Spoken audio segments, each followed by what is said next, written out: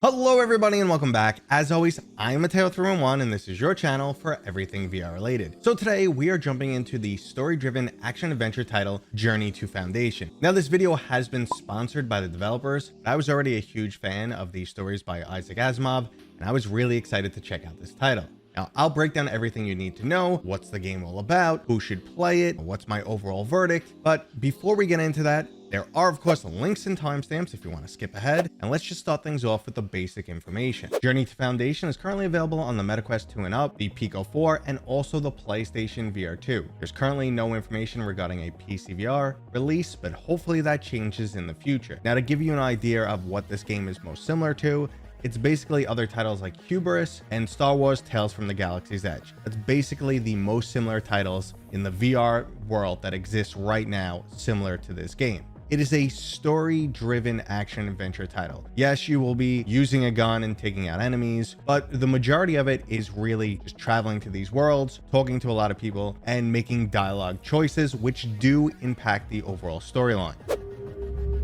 Why so angry, Doctor? Well, for starters, astrophysics is pitifully understaffed, and the few people I do have keep getting appropriated for things like Captain Serana's ill-fated recon trip. Journey to Foundation is $39.99 on all platforms and features a gameplay length of roughly 6 to 8 hours, but there's definitely some options for some added replayability. The game was inspired by the iconic series of Isaac Asimov, and if you're not familiar with him, that's okay, because he wrote these in the 1950s and he was clearly way ahead of his time. The overall storyline revolves around a futuristic empire, something like the Roman Empire that's grown extremely big, but now it's heading towards a collapse. And there is a scientist who is basically predicting the future using technology, and he wants to push humanity in a better direction. He doesn't want society to collapse and go into an extended period of the Dark Ages. He really wants to help society move on with the help of technology, social influence, whatever it takes.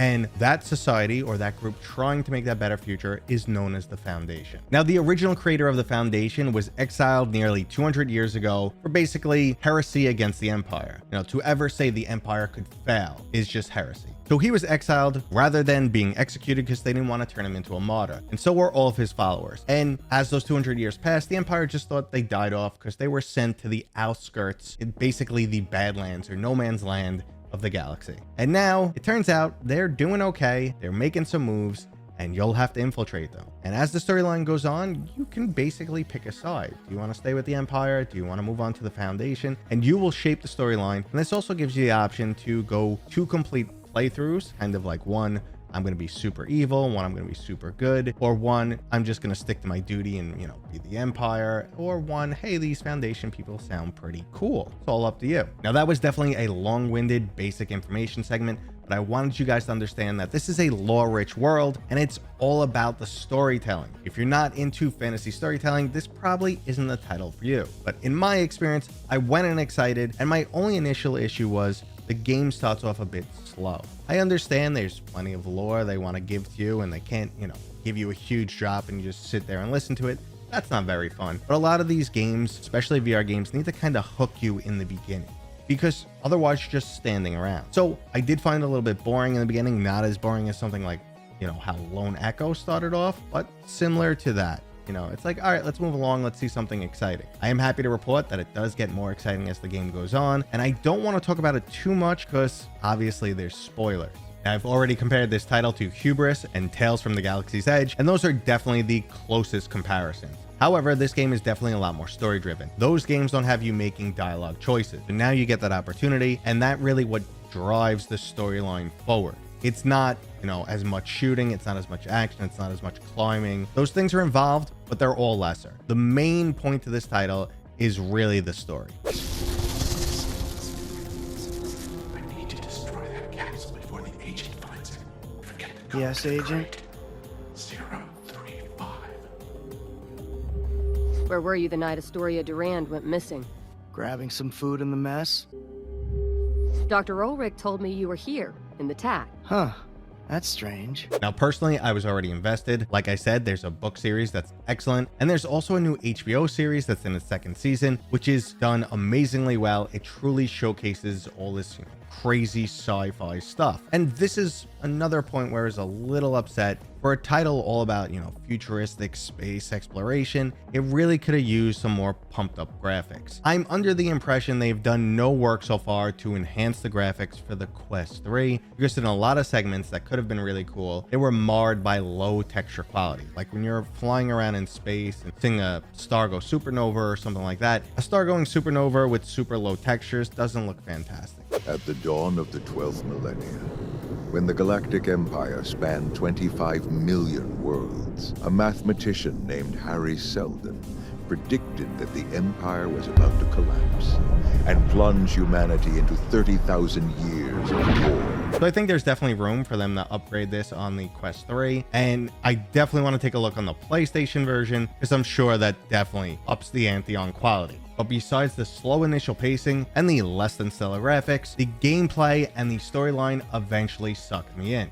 I definitely wanted to see where it goes, see if I was going to make it to the Foundation, to see, what twists and turns the storyline takes along the way, because I know there's just so much information, so much lore surrounding this storyline, that there's lots of things they can pull from, lots of different threads, lots of different history. The series spans like hundreds of years. So overall, I was really excited to see where it goes from, and in that point it delivered. Combat's another, little stale end. It's not a major part for most of the game, so that could have definitely been better. Again, it's kind of like in line with something like Hubris or Tales from the Galaxy's Edge. You don't come out of that game and say, wow, that game's got the best combat loop ever, or the combat, is so fast paced and action oriented. No, it's not that. I'm going to keep saying it. This game just wants to deliver a storyline. And speaking of unique aspects to pull from, this world also features what's known as mentalics, who are basically psychics, and in your case, you're playing as one who has the ability to not only sense emotions, but even manipulate them a bit. So obviously that'll come in handy in a dialogue-heavy title.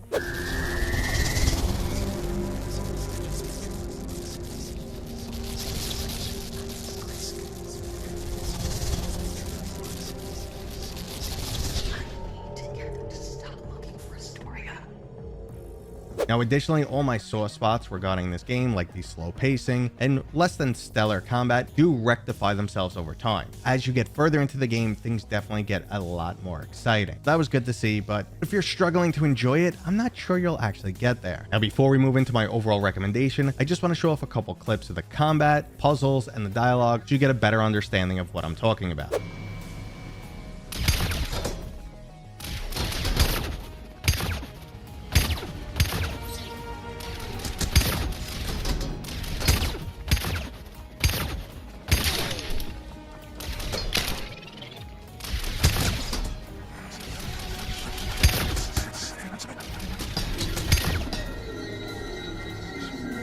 Connect the nodes to override the security system.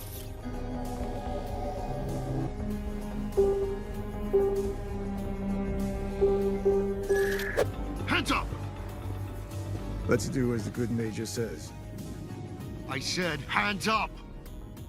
You are under the jurisdiction of Her Excellency Viceroy Neria Durand. I don't know where you obtained that authorization code. You will not take one step more until I can properly verify your identities. There's no reason to be afraid. We've come to help. Me? Afraid? You're the ones who should be afraid. Now, here's my recommendation on who should pick up this game. It's definitely not for everyone. You have to be into storytelling or science fiction, or preferably both, to really get into this game. If you're not a fan of those, you're probably not going to enjoy it. Now, if you're not going to take the time to open up more dialogue options or read a little bit, find some things around the world to suck up more of the lore, and you just want to beeline through something killing enemies, definitely not your game. But for those who do enjoy this type of game, there's really nothing else quite like it available in VR. Unique storytelling like this just doesn't happen very often, and I was happy to just be able to physically embody the world of the Foundation. That I found really cool. Just exploring everything you see, every little bit of the storyline, I appreciate it.